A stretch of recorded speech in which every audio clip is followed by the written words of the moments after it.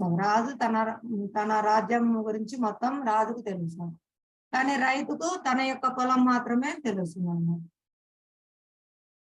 ఇది ఒక చిన్న ఉదాహరణ ఇచ్చారు మనకు అర్థం చేసుకోవడం కోసం. మన ఆత్మ మన శరీరంలో మాత్రమే ఉంటుంది, మన శరీరం గురించి మాత్రమే కొంచెం తెలుస్తుంది. కానీ భగవంతునికి సర్వజీవుల హృదయాల్లో ఉంటారు, అన్నిటి గురించి ఆయనకు తెలుసు అన్నమాట, సమస్తం. ఆయన సర్వజ్ఞుడు.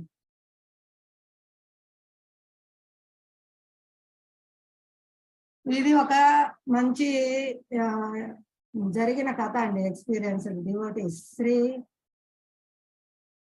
కనకదాస్ గారు, వీరు గురుకులంలో ఉన్నప్పుడు వారి గురువు గారు పిల్లలందరినీ పిలిచి తలా ఒక అరటిపండు ఇచ్చి వీటన్నిటిని మీరు ఎవరు చూడకుండా తిని రావాలి అని చెప్తారు. అందరు పిల్లలు వెళ్తారు, ఒక్కొక్కరు ఒక్కొక్క చోట కూర్చొని అరటిపండును తింటారు, తిరిగి వస్తారు. కనకదాస్ చేతిలో మాత్రం అరటిపండు అలాగే ఉంటుంది. అందరిని అడుగుతారు, ఏంటి ఎక్కడ తిన్నావు నువ్వు? నేను ఒక గడ్డివాము వెనక్కి వెళ్ళాను, అక్కడ ఎవరు లేరు, చుట్టూ చూశాను, అక్కడ తీసుకొని వచ్చాను. అలా ప్రతి ఒక్కరూ, నేను ఒక రూమ్ లోకి వెళ్ళాను, అక్కడ ఎవరు లేరు, తీసుకొని వచ్చాను, అక్కడ పండు తిన్నాను అని చెప్తారు. మరి కనకదాస్, నువ్వేమిటి అరటిపండు అలాగే తెచ్చావు, నువ్వు ఎక్కడికి వెళ్ళలేదా అని అడుగుతాను. వెళ్ళాను గురువు గారు, ఎక్కడికి వెళ్ళినా కూడా అంతటా ఉన్నారు, పరమాత్మ చూస్తున్నారు కదా, భగవాన్ లేని ప్రదేశం ఏమున్నది? భగవాన్ అన్నిటినీ చూస్తూ ఉన్నారు, ఆయన లేని ప్రదేశం అంటూ ఏది లేదు కదా. ఆ విధంగా నేను ఎవరు చూడకుండా దీన్ని తినలేనని తీసుకొని వచ్చాను వెనక్కి అని చెప్తారు.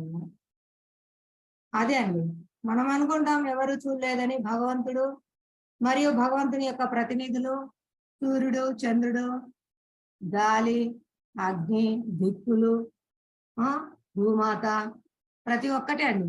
ప్రకృతి అంతా భగవంతుని యొక్క శక్తి. ప్రతి ఒక్కరూ, దేవతలందరూ ఆయన యొక్క సేవకులు. స్వయం భగవాన్ ఉన్నారు, పరమాత్మగా ఉన్నారు, అన్ని జీవుల హృదయాల్లో ఉన్నారు, మన హృదయంలో పరమాత్మగా ఉన్నారు. కనకదాస్ అక్కడ చెప్తారు, పరమాత్మగా హృదయంలో కృష్ణుడు చూస్తూనే ఉన్నారు. కృష్ణుడు చూడకుండా, కృష్ణుడు అనుమతించకుండా మనం ఏం చేయలేము. కాబట్టి ఎవరు చూడకుండా ఉండే ప్లేస్ ఏది లేదని వెనక్కి తీసుకొని వస్తారు. ఆ విధంగా పరమాత్మగా మన హృదయంలో ఉన్నారు, సాక్షిభూతులుగా అన్ని మన కార్యాలన్నీ చూస్తున్నారు. ఎవరు చూడలేదు అనుకుంటాం, ఆయన సాక్ష్యం ఉన్నారు.